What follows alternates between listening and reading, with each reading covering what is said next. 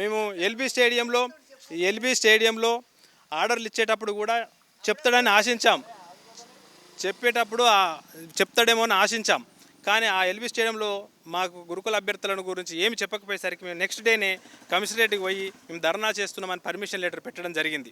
ఆ పర్మిషన్ను కూడా అర్ధరాత్రి మాకు రాత్రి 10 గంటల తర్వాత మాకు పర్మిషన్ లెటర్ చేతికిస్తే అప్పటికప్పుడు మేము ధర్నా చౌక్లో ఒక 300 మందితోటి ధర్నా నిర్వహించాం. గురుకుల అభ్యర్థులం అందరం రిలిక్వెష్మెంట్ పాటించాలి, డిసెండింగ్ ఆర్డర్ పాటించాలి, ఏ ఒక్క ఉద్యోగం కూడా బ్యాక్లాగ్ కాకుండా మెరిట్ అభ్యర్థులతో భర్తీ చేయాలని మేము నిర్వహించాం. అప్పుడు మాకు అశోక్ సార్ కూడా మాకు మద్దతు వచ్చాడు. అదేవిధంగా ఆర్ కృష్ణయ్య సారు రాజ్యసభ సభ్యులు కూడా మాకు మద్దతుగా వచ్చారు. ప్రజా సంఘాల వ్యక్తులందరూ కూడా మాకు మద్దతు తెలిపి రిలింక్విష్మెంట్ ఆప్షన్ పాటించాలని చెప్పారు.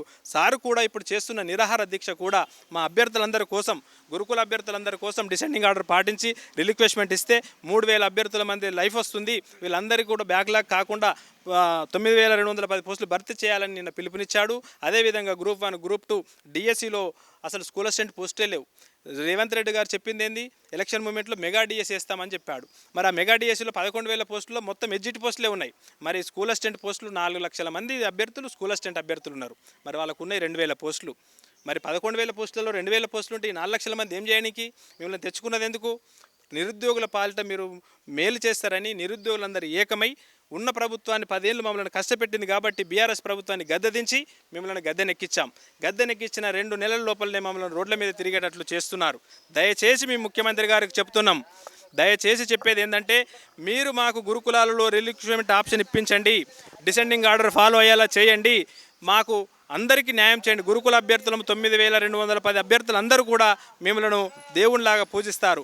ఇప్పుడు నోటికాడ అన్న ముద్దను మాకు కింద పడేసేలాగా చేయకండి, దయచేసి చెప్తున్నాము.